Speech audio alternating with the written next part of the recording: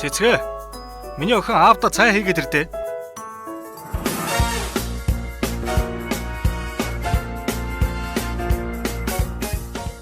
Дандаа ч ихэв сонсож байх юм. Хүний хэлснийг сонсч байна уу? Би юм хэлээд байна. Аава, би дууныхаа нодыг давтаж байна штэ. Өнөөдөр тоглолттой. Гэхдээ тэгсэн ч ихсэн. Аавда туслах хэрэгтэй үсттэй. Та намайг дандаа ойлгодгүй. Ер нь та миний тоглолтыг очиж үзэж байсан юм уу? Гэхдээ тэглээгээ чи аавынхаа өдөөс чанга дуурдаг нь.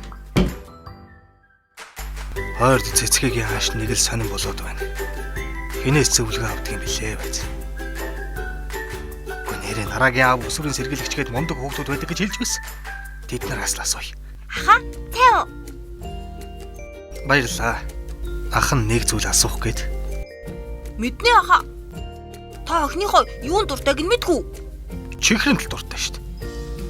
Үгүй дээ. Та тэгвэл цэцгээгийн тоглолтыг очиж үзчихсэн үү? Зав гарахгүй л байна да.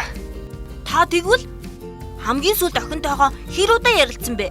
Аха, хүүхдүүд бидэнд гэр бүлийн оролцоо хамгийн чухал.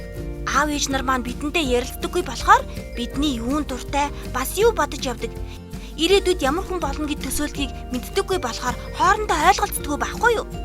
Тэгээд л өглөө таны охин танд муухай зан гаргасан баг. Тийм болохоор та хамгийн түрүүнд ярилцаж үзээрэй. Гүй нэрээ.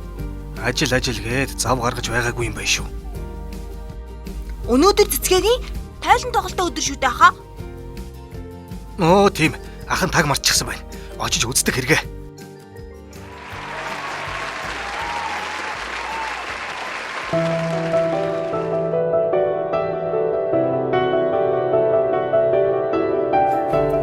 Хөөе, таарчсан аваа.